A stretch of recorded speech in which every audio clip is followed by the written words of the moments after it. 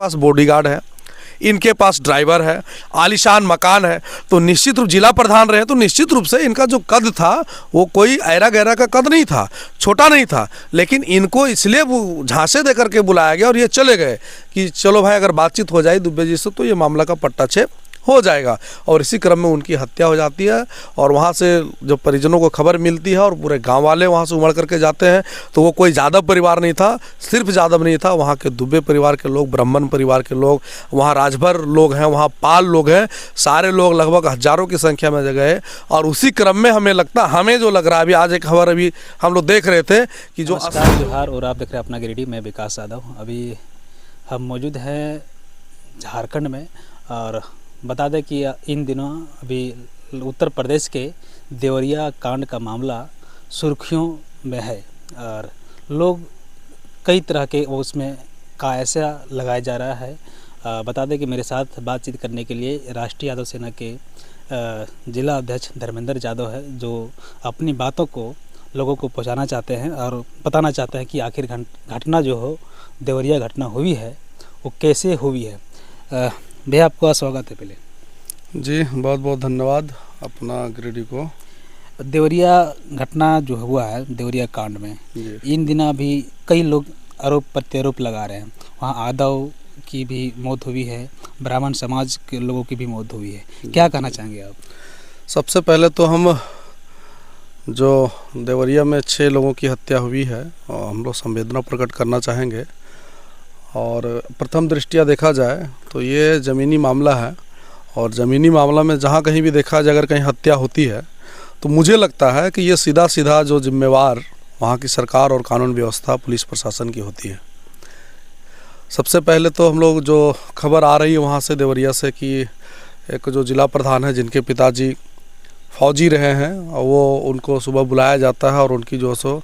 सत्य प्रकाश दुबे के परिजनों के द्वारा पीट करके या दराती के द्वारा जोरदार हथियार से मार करके उनकी हत्या कर दी जाती है। सवाल ये है कि चलो भाई हत्या हो गई तो पुलिस प्रशासन को वहाँ एक्शन लेना चाहिए था, लेकिन इसी बीच क्या होता है कि उनके समर्थक, चूँकि वो जिला प्रधान रह चुके थे, जिला प्रधान का मतलब होता है जैसे हम झारखंड में जिला परिषद अध्यक्ष कहते हैं, चेयरमैन कहते हैं, तो निश्चित रूप से कोई भी नेता, चाहे हम हो आप हो या कोई भी नेता हो, 10-20-50 समर्थक सबके होते हैं। जब समर्थकों को पता चला, परिजनों को पता चला तो इन लोग सत्यप्रकाश दुबे के यहाँ जो सो पुनः जाता है और उस क्रम में बदले की भावना से ये जो भीड़ है, जिस तरह से इंदिरा गांधी की हत्या हुई तो पूरे देश में सरदारों का कत्लेआम हुआ, जिस प्रकार से गोधरा में एक ट्रेन में आग लगी तो पूरे देश में मुसलमानों का, पूरे गुजरात में मुसलमानों का कत्लेआम हुआ, तो इसको आप नरसंहार या बदले की भावना से किया गया हत्या आप नहीं कर सकते हैं। और मैं कहूँगा इसके लिए जो जिम्मेवार सीधा और सीधा वहाँ की पुलिस प्रशासन है, क्योंकि जब प्रथम पक्ष की हत्या हुई थी तो उसी समय पुलिस प्रशासन को वहाँ खड़ा हो जाना चाहिए था, रुख अख्तियार करना चाहिए, कड़ा रुख अख्तियार करना चाहिए था, ताओ ये दूसरी घटना जो है सो जो हुई है वो नहीं होती। हम लोग पीड़ित परिवार के साथ खड़े हैं, चाहते हैं कि यूपी की जोगी सरकार है वो निश्चित रूप से दोनों पक्षों के पास जाए और बारीकी से जांच करे और जो भी मामला हो वो सामने आए और दोषियों को सज़ा मिले। जैसे आप बता रहे हैं वहाँ भी एक तरफा कानूनी व्यवस्था किया जा रहा है। जो ब्राह्मण समाज है, योगी सरकार के द्वारा उनके प्रतिनिधि जो है एडीएम एसडीएम, उनका जो भी है सभी लोग ब्राह्मण समाज पीड़ित परिवार से ही मिल रहे हैं, वो यादव समाज के लोगों से नहीं मिल रहा है। क्या करना चाहेंगे? और यह भी बता रहा है कि उनका घर जो है सो कल जो है सो पैमाइश हुआ है और ध्वस्त करने का उसका जो सो नीति बनाया जा रहा है। देखिए, सबसे पहले बात तो मैं आपके पहले बिंदु का मैं जवाब दे दूं कि आपने जो कहा अभी कि ब्राह्मण वर्सेस यादव, यूपी की जो राजनीति रही वो ठाकुर वर्सेस अदर की रही है। अभी जो ये जानबूझ करके वहाँ के जो शासक हैं वो जानबूझ करके इसको ब्राह्मण वर्सेस यादव बनाने का प्रयास कर रहे हैं, जबकि ऐसा कुछ भी नहीं है। मैं तो सीधा सीधा कह रहा हूँ कि वहाँ के लिए जो भी घटना हुई है, 6 लोगों की मौत हुई, हत्या हुई है, उसकी सारी जवाबदेही वहाँ की भाजपा सरकार को लेनी चाहिए। क्योंकि आप देखेंगे कि जो पहले यादव जी की हत्या होती है, प्रेम प्रकाश यादव जी की हत्या होती है, तो इनके तरफ से जो आवेदन दिया जाता है, इनके परिजन के द्वारा जो थाने में आवेदन दिया, उसमें आप देखेंगे कि सिर्फ दुबे की पत्नी, उनके 3 बच्चों को ही ये दोषी बनाया गया है, आरोपित बनाया गया है। जिन 5 की हत्या हो चुकी है। लेकिन जब इनकी हत्या होती है, इनके परिजनों की हत्या होती है, 3 बच्चों की हत्या होती है, जो दुखद है, तो इनके लोगों के द्वारा जो FIR किया जाता है थाने में, उसमें आप क्या देख रहे हैं कि 8 मात्र यादव हैं, 12 ब्राह्मण मतलब 12 दुबे हैं, 4 राजभर हैं और 4 पाल हैं, 25-50 अज्ञात हैं। मतलब सोचने की बात है कि जब उनकी हत्या हुई और उसके बाद जब इस परिजनों की हत्या हुई, जो दुखद हत्या हुई, जिसको दुखद कहा सकता है, हमारी संवेदना दोनों पीड़ित परिजनों के साथ है, वहाँ जो हत्या होती है उसमें जो आवेदन इनकी बेटी के द्वारा, इनके परिजनों के द्वारा जो दिया जा रहा है, दुबे जी के परिजनों के द्वारा, उसमें साफ साफ आप देखेंगे, मैं आपको प्रूफ उपलब्ध करा दूंगा, FIR की कॉपी है, उसमें मात्र 8 नामजद यादव हैं, बाकी 12 जो हैं वो दुबे जी हैं, 4 राजभर हैं और 4 पाल जाति के हैं। मतलब ये समझना होगा कि उनकी जो हत्या हुई वो यादव परिवार ने नहीं किया, यादव जी के परिजनों ने नहीं किया। ये एक जन आक्रोश हुआ और जन आक्रोश के कारण जो सो उनकी हत्या हो गई। हालांकि ऐसा चीज़ होना नहीं चाहिए था, इसमें सीधा सीधा पुलिस प्रशासन की विफलता है। और दूसरी बात मैं बता दूं, अभी तक जो 23 लोगों की गिरफ्तारी हुई है, उसमें से सबसे ज़्यादा 12 दुबे जी की गिरफ्तारी हुई है। दुबे की हत्या में जो दुबे जी नामजद हैं, उन्हीं लोगों की गिरफ्तारी हुई है। सिर्फ 7 यादवों की गिरफ्तारी हुई है और 2 राजभर 2 पाल की गिरफ्तारी हुई, बाकी 50 अज्ञात है। और अभी अभी जो खबर आ रही है जिसमें लोग कह रहे हैं कि उनका जो मकान है वो खलिहान के ज़मीन पर बनाया गया, कभी कहा जा रहा है कि फॉरेस्ट के ज़मीन पर बनाया गया। मुझे नहीं पता ये कहाँ से उड़ कर के आ रही है, लेकिन हम कल एक बाइट इनके जो प्रेम यादव के परिजनों, उनकी जो जिसको भाभू कहते हैं, उनके भाई की पत्नी और इसकी बड़ी बेटी जब कोर्ट गई हुई थी तो वहाँ SDM नहीं मिले, न्यायाधीश नहीं मिले। और जब उसका एक वकील साहब हैं, जो वकील ने बयान दिया और उन्होंने कहा कि ये जो नापी हुआ है, जो इश्तेहार चिपकाया गया है, जिसमें 6 तारीख को जांच होती है, मापी होती है और 7 तारीख को ही जवाब मांगा जाता है, मात्र 24 घंटे के अंदर। और इस हालात में जब उसके यहाँ जो हिंदू रीति रिवाज है, जहाँ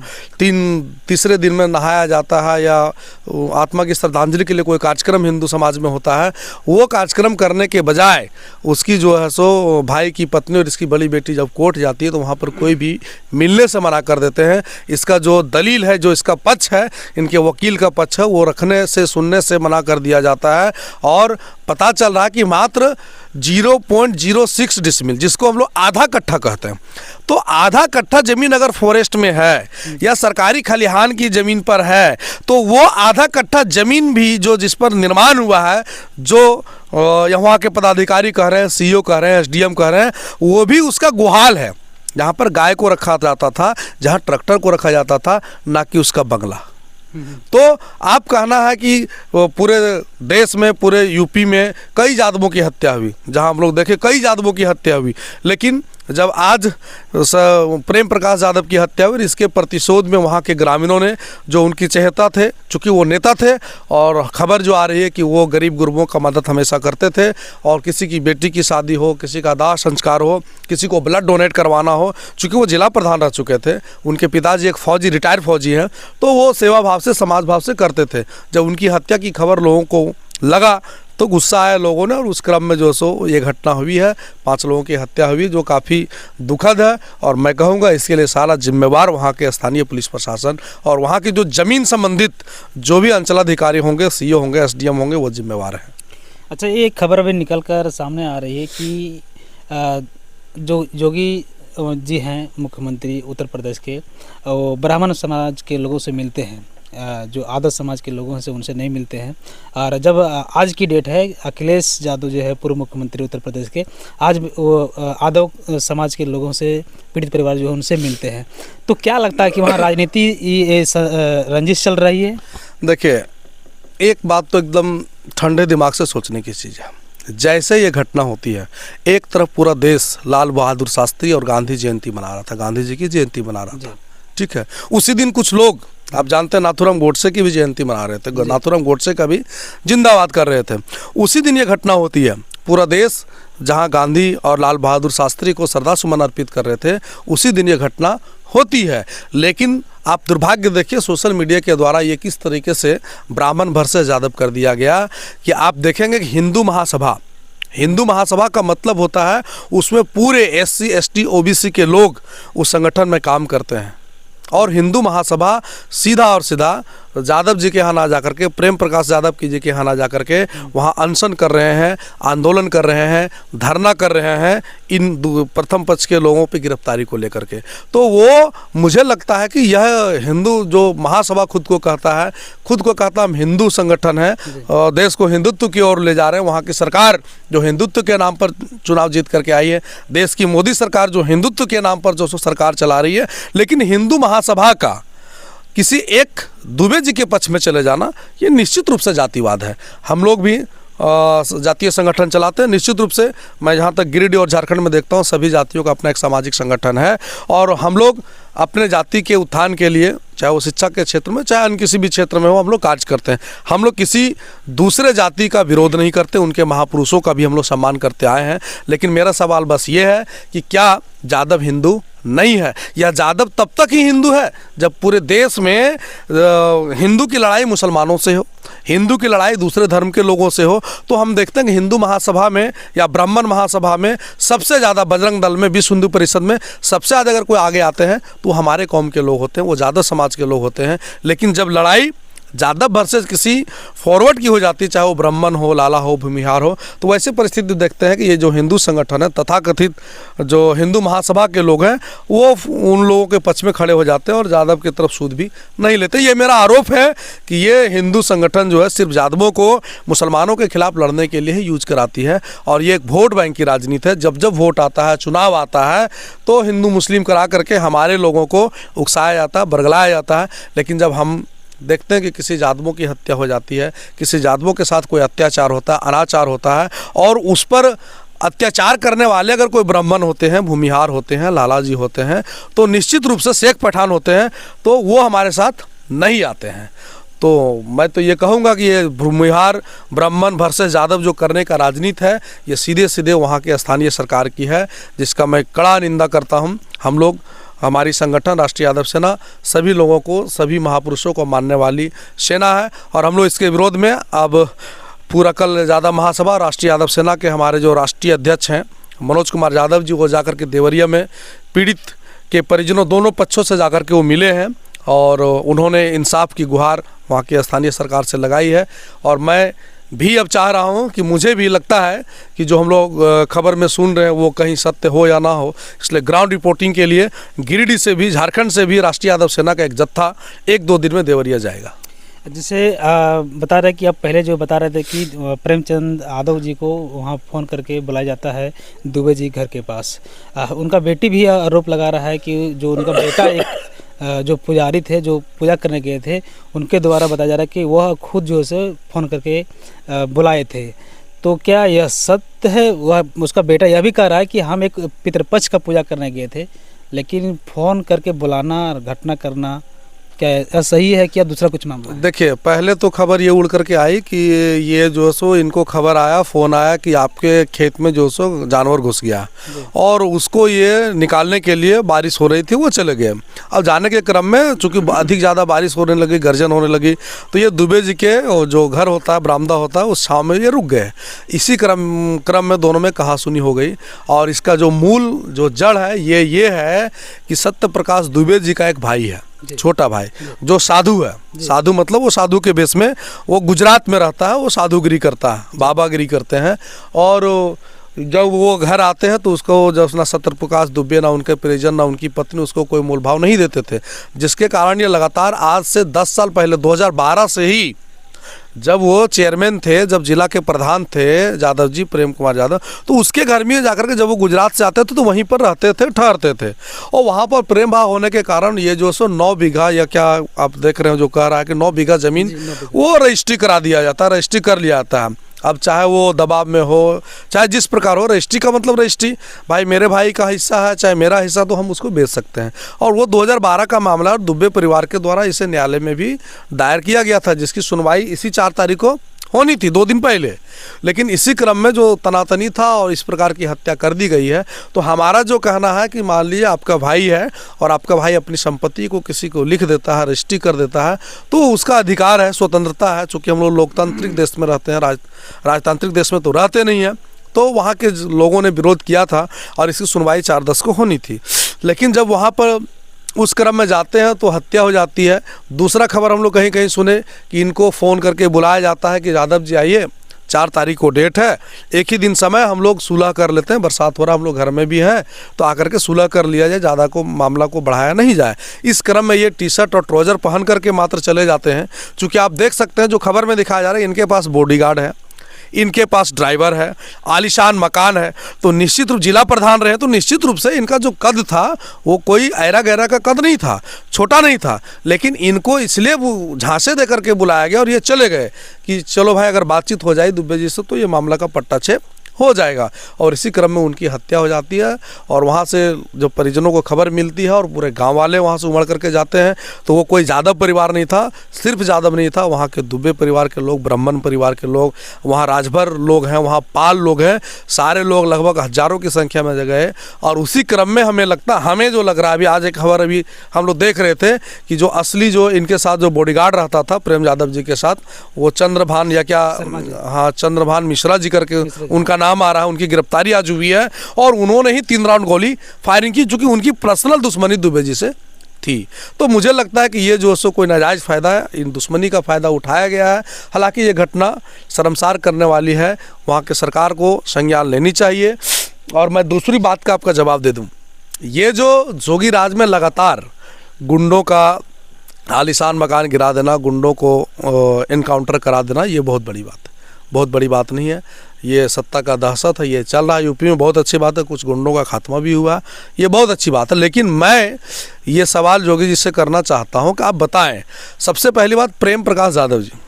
उनके पिताजी रिटायर्ड फौजी हैं, मतलब देश की सेवा जी, देश की सेवा करके वो वापस आए, उससे वो मकान बनाए अपने रिटायरमेंट के पैसे से। दूसरी बात, ये जिला प्रधान रहे हैं, मतलब सामाजिक व्यक्ति, जिला प्रधान कोई आम आदमी बन नहीं सकता है, चेयरमैन को आम आदमी नहीं बन सकता पूरे डिस्ट्रिक्ट का, और देवरिया ऐसे बृहद नगर वाला डिस्ट्रिक्ट का वो प्रधान रहे हैं, तो निश्चित रूप से उनकी अपनी कुछ सोशल छवि रही, सामाजिक छवि रही, पॉलिटिकल छवि रही, तब वो उस मुकाम को हासिल किए। तो निश्चित रूप से आप कह सकते हैं कि वो आदमी गुंडा नहीं हो सकता है, वो आदमी दबंग नहीं हो सकता है, वो निश्चित रूप से सामाजिक व्यक्ति थे। हाँ, बदले की भावना में जिस तरह इंदिरा गांधी की हत्या हुई, उसके बाद पूरे देश में सरदारों का कत्लेआम हुआ, जिस तरह गोधरा में हत्याकांड हो, उसके बाद पूरे गुजरात में मुसलमानों का कत्लेआम हुआ, उस तरह का कुछ परिवेश या माहौल वहाँ पर बना, जिस कारण से ऐसी घटना, दुर्भाग्यपूर्ण घटना हुई। तो इसे आप नहीं कह सकते प्रेम प्रकाश गुंडा था और उसकी घर गिराने की आवश्यकता है,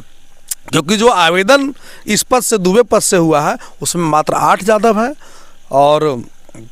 16 जो है सो दुबे जी हैं और 4 राजभर है, 4 पाल हैं, 50 अज्ञात है। तो निश्चित रूप से घर गिराने की बात सिर्फ उसका नहीं होना चाहिए, क्योंकि वो गुंडा नहीं थे।